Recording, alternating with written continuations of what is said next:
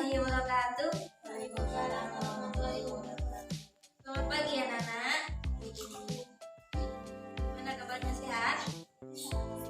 Oke, sebelum kita mulai pembelajaran, kita berdoa dulu. Lanjut mulai.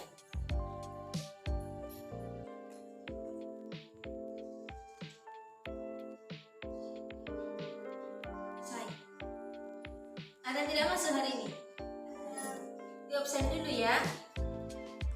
Ayu,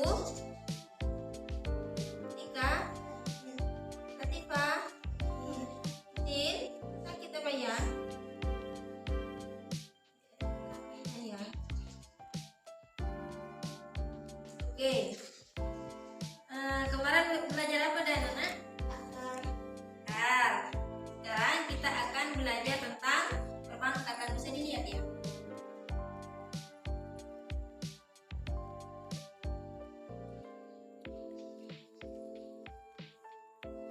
Sekarang kita akan belajar tentang perpangkatan dan bentuk akar. Oke, kita lanjut ya. Nah, gambar apa ini? Planet dan sel. Jadi, planet dan sel ini menggambarkan tentang adanya perpangkatan. Jadinya kan bilangan itu bertambah-tambah. Jadi dalam kehidupan sehari-hari seperti ini, planet-planet kan itu, terus sel-sel ini kan bertambah. Itu termasuk kejadian-kejadian yang melibatkan tentang perpangkatan. Selanjutnya yang akan kita bahas pada pagi hari ini adalah tentang sejarah dan fungsi perpangkatan, pengertian dan sifat-sifat perpangkatan, dan ada beberapa soal-soal.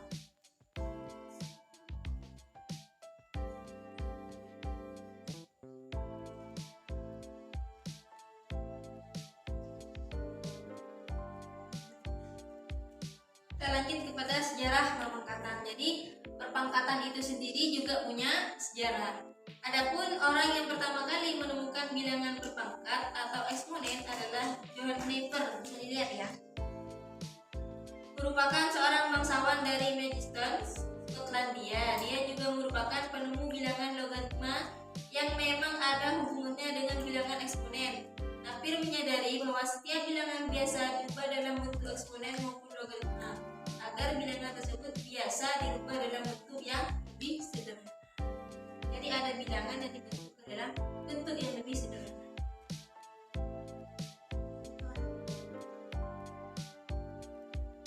Selanjutnya, fungsi perpangkatan. Apa sih fungsinya perpangkatan? Yang pertama, bilangan berpangkat eksponen tentu sangatlah membantu dalam beberapa aspek kehidupan seperti dalam bidang pendidikan, misalnya perhitungan sebuah rumus atau perbandingan. Contohnya adalah pembelajaran ekonomi, perhitungan bunga majemuk ya. Kemudian dalam pembelajaran biologi, fungsinya perpangkatan digunakan untuk mengukur pertumbuhan penduduk.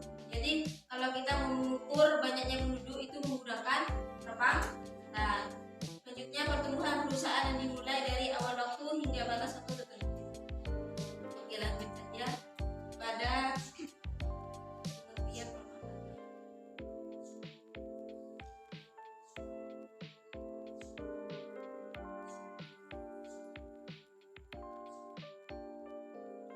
Nah, bilangan berpangkat misalkan A suatu bilangan real dan N merupakan bilangan bulat. Bentuk AN adalah suatu bilangan yang dapat diperoleh dengan cara mengalihkan bilangan A dengan A itu sendiri sebanyak N kali.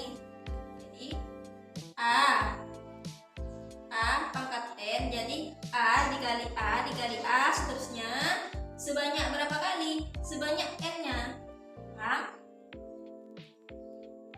AN dibaca A pangkat N merupakan bilangan pokok, sedangkan N disebut pangkat atau eksponen. Jadi contohnya 2 pangkat 2, jadi 2 dikali 2. hasilnya 3 pangkat 2. Jadi 3 kali 3. Atau 3 pangkat 3 berarti 3 kali 3 kali 3. Berarti dikalinya sebanyak 3 kali.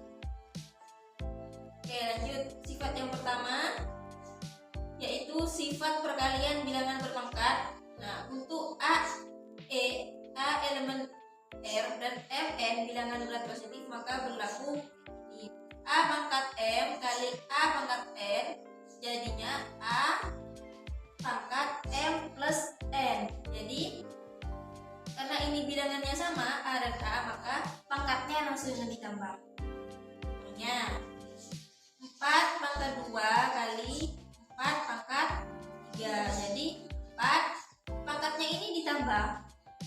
Jadi 2 tambah 3, jadi 4 pangkat 5. Terusnya sifat pembagian bilangan berpangkat yang kedua, untuk A elemen R, A tidak sama dengan 0 dan Mn bilangan berat positif yang memenuhi M lebih besar daripada N. A pangkat M dibagi A pangkat N, maka jadi seperti ini. Jadinya A pangkat M min N. Nya 3 pangkat 5 dibagi 3 pangkat 2. Ini 2. Jadi hasilnya 3 pangkat 5 min 2. Jadi hasilnya 3 pangkat 3. Terusnya sifat pangkat dari bilangan berpangkat. Ya. Untuk A elemen R dan Mn bilangan berpositif, nah berlaku seperti ini. A pangkat M dikali N, maka A pangkat M kali N. Contohnya ya, 2 pangkat 3 pangkat 4, jadinya 2 pangkatnya 3 kali 4, berarti 2 pangkat 12. Perkalian bilangan dengan pangkat yang sama. Jadi ini pangkatnya sama ya. 4 kali 3 pangkat 2. Jadi 4 dan 3 ini sama-sama punya pangkat 2. Nah, ini yang kelima, sifat pangkat dari pembagian bilangan. Untuk A, B elemen R, B tidak sama dengan 0 dan M bilangan positif, maka berlaku A bagi B pangkat M, maka hasilnya A pangkat M dibagi B pangkat M. Ya. 3 pangkat 3 per 8 pangkat 4. Jadi 3 kali 3 bagi 8 kali 3 bagi 8 kali 3 bagi 8, seterusnya sampai 4 kali. Jadinya 3 pangkat 4 per 8 pangkat 4.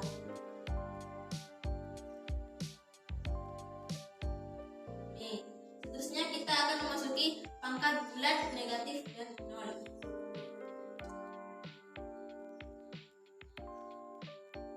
Untuk A elemen R dan A tidak sama dengan 0, maka berlaku A pangkat 0 sama dengan, jadinya setiap angka yang pangkatnya 0 nilainya sama berapapun angkanya.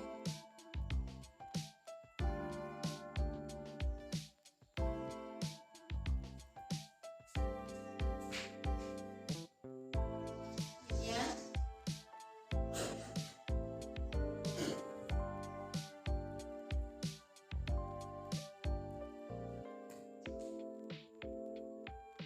Bilangan berpangkat negatif. Jadi untuk A elemen R dan A tidak sama dengan 0 didefinisikan nih kayak gini. A pangkat min N, jadi 1 per A pangkat N. Contohnya 2 pangkat min 3, jadi 1 per 2 pangkat 3. Jadi min-nya ini hilang ya. Oke, lanjut. Ini coba dikerjakan. Tadi paham kan ya? Ada yang mau ditanyakan? Ada. Coba dikerjakan yang ini. Kita dikerjakan ya.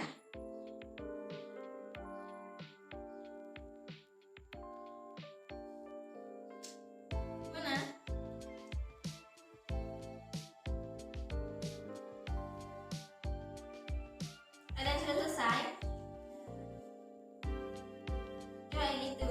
Bisa. Gimana? Betul. Kan sudah paham kan ya? Ya. Ya. Coba nomor 3. Ini kan ya.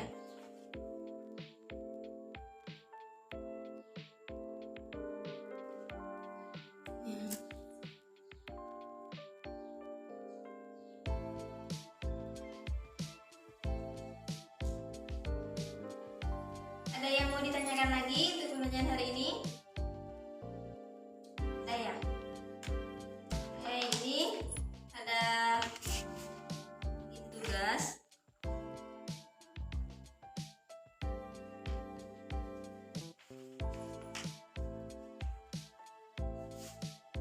Bisa dikumpulkan minggu depan. Jangan lupa belajar ya. Lupa belajar. Terus ingat tugasnya dikerjakan di rumah, yang rajin belajar. Karena tidak ada yang mau ditanyakan, maka saya akhiri pertemuan hari ini dengan pembacaan hamdalah bersama. Oke, karena tidak ada yang mau ditanyakan lagi, kurang lebihnya dari saya mohon maaf. Wassalamualaikum warahmatullahi wabarakatuh.